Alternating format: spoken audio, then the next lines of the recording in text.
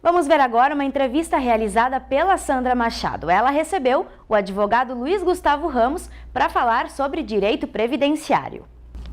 Nos últimos dias, tem se falado muito sobre a questão da aposentadoria e muitas dúvidas acabaram surgindo. E para esclarecer essas dúvidas, nós recebemos aqui no estúdio da TV o Luiz Gustavo Ramos, que é especialista em direito previdenciário e vai nos falar o que mudou, o que as pessoas estão preocupadas. Mudou muita coisa, doutor?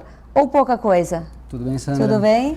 Bem, mudanças propriamente ditas nós não tivemos nada até agora, né? O que mudou agora no final do ano de 2018 é a questão relativa à pontuação que tem que ser atingida para que os segurados possam se aposentar sem o fator previdenciário. Assim, Sandra, a segurada mulher pode se aposentar a partir dos 30 anos de atividade e o homem pode se aposentar a partir dos 35 anos de atividade. No entanto, se aposentar dessa maneira, terá a incidência do fator previdenciário no cálculo. O que é o fator previdenciário? Na verdade, é uma fórmula que é aplicada para reduzir o valor da aposentadoria. Como fugir desse fator previdenciário? A mulher que tem 30 anos de atividade e uma idade tal que a deixa com 85 pontos, ela consegue fugir do fator. E o homem precisa atingir 95 pontos. Sim. Ou melhor, precisava.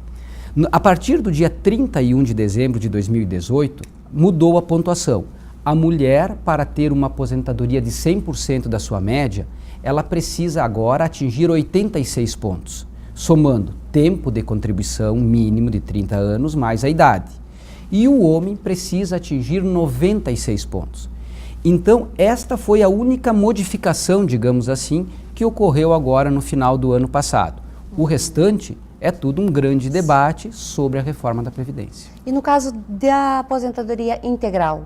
Bom, para que o senhor, a senhora que nos acompanhem, tenham uma aposentadoria integral, é necessário, tem duas modalidades na verdade.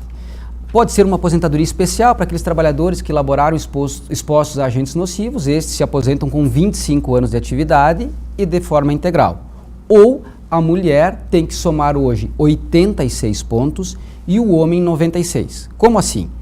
Tem que ter um tempo mínimo de contribuição. Sim. A mulher precisa, no mínimo, 30 anos de atividade e o homem 35. E uma idade tal que, somada a esse tempo de contribuição, deixa a mulher com no mínimo 86 pontos e o homem 96.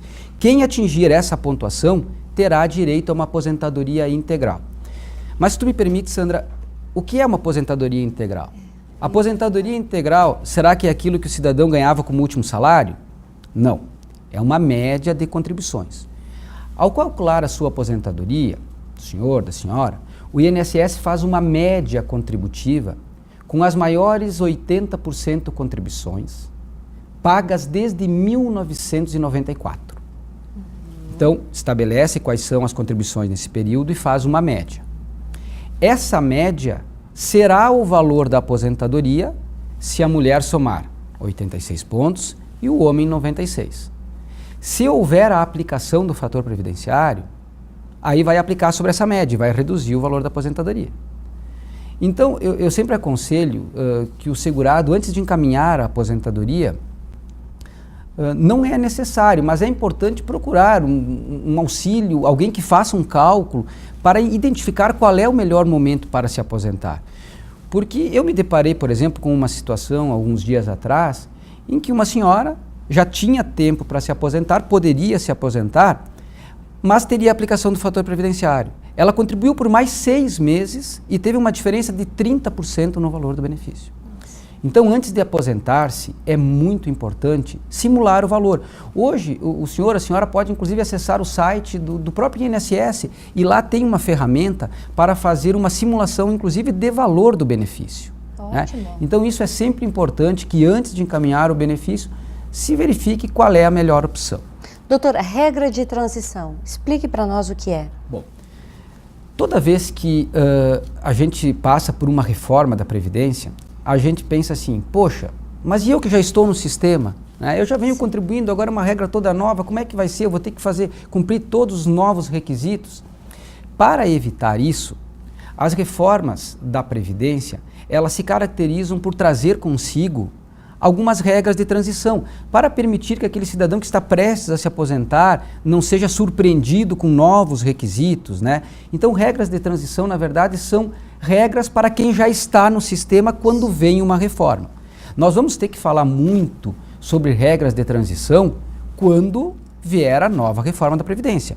Hoje, nós temos regras de transição, mas que se referem à última grande reforma que nós tivemos, que foi em 1998. Então já é um tempo bastante passado. Então hoje nós temos regras de transição, mas que na prática não se aplicam mais praticamente, né? Porque passou muito tempo desde a última reforma.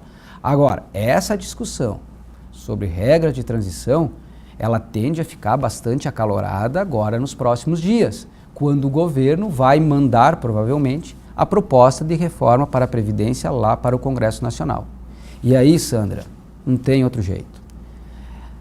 Ou nós, que somos contribuintes do INSS, nos inteiramos para saber o que está acontecendo, ou essa reforma vai passar como um rodo. Batido. Vai passar batido. Não, nós temos que entender o que vai ser discutido, nós temos que nos manifestar. Hoje, as redes sociais, por exemplo, é um grande instrumento de combate a injustiças.